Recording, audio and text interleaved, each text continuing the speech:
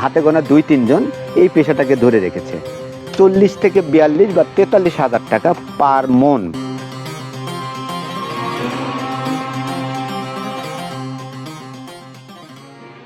বিশেষ একটা প্রক্রিয়ায় এটাকে ছোট টুকরো টুকরো করা হচ্ছে। আর এনাদের সঙ্গে যেটা কথা বলে জানতে পারলাম, এই গাছগুলোর কিন্তু সর্বনিম্ন বয়স হতে হয় ১০ থেকে ১২ বছর। আর এই কাঠগুলোই তারা বিভিন্ন এলাকা থেকে, ঈশ্বরদী, লালপুর, বাঘা, চারঘাট সহ বিভিন্ন এলাকা থেকে তারা এই গাছগুলো সংগ্রহ করে। সংগ্রহ করার পরে কিন্তু তারা ছালটাকে ছাড়িয়ে তারা এই যে সেই যদি বলি সেই মান্ধাতা আমলের যে প্রক্রিয়া, গাছটাকে টুকরো টুকরো করে কোড়াল দিয়ে কেটে তারপরে যে প্রক্রিয়াজাত করা, সেই অবস্থাতেই কিন্তু তারা আছে। কারণ এটার আসলে আধুনিকায়ন করার কোনো সুযোগ নেই। কারণ এটাকে যদি সঠিক ক্ষয়ের পেতে হয় তাহলে এই প্রক্রিয়াটাকেই এনাদের অনুসরণ করতে হয়।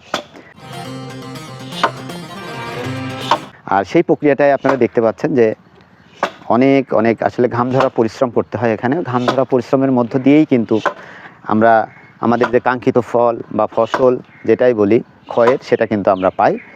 দেখতে পাচ্ছেন যে কঠোর পরিশ্রমের করেই কিন্তু এই কাঠগুলো একটি নির্দিষ্ট টুকরো, এবং আরেকটি জিনিস আপনারা লক্ষ্য করছেন যে একদম নির্দিষ্ট টুকরোই কিন্তু হচ্ছে, একটা নির্দিষ্ট মাপের মধ্যে কিন্তু এই টুকরোগুলো হচ্ছে।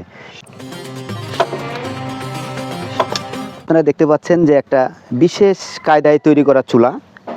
এই চুলাতে যে মাটির হাঁড়িগুলো দেখছেন, মানে এই চুলাটা ব্যবহার উপযোগী করে এই পাত্রটা তৈরি করা হয়েছে। আর এখানে যারা খয়ের তৈরি করে তারা কিন্তু এটাকে বলে জ্বালা। এই জ্বালাতে এই খয়ের গাছের যে টুকরোগুলো আছে, টুকরোগুলো দেওয়া হয়। দেওয়ার পরে নির্দিষ্ট পরিমাণে পানি দেওয়া হয়। পানি দেওয়ার পরে চুলাটা জ্বালানো হয়।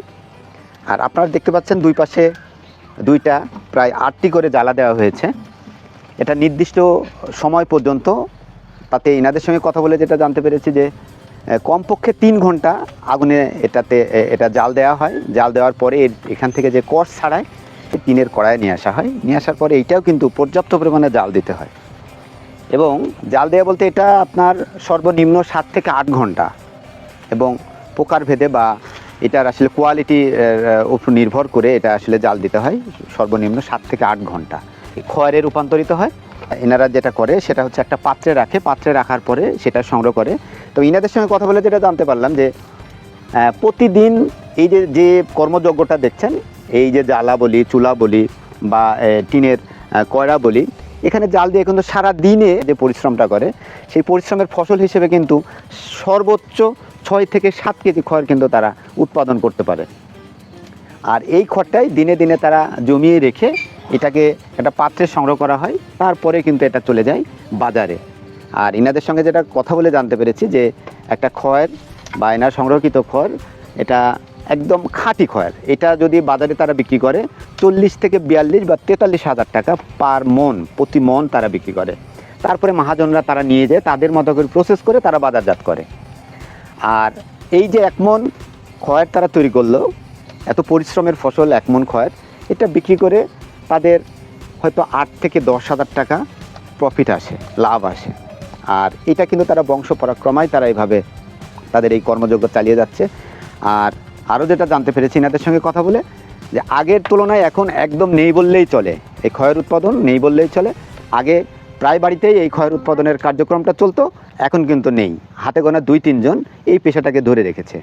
ভিডিওটি দেখলেন এবং আমাদের সঙ্গে ছিলেন, ধন্যবাদ।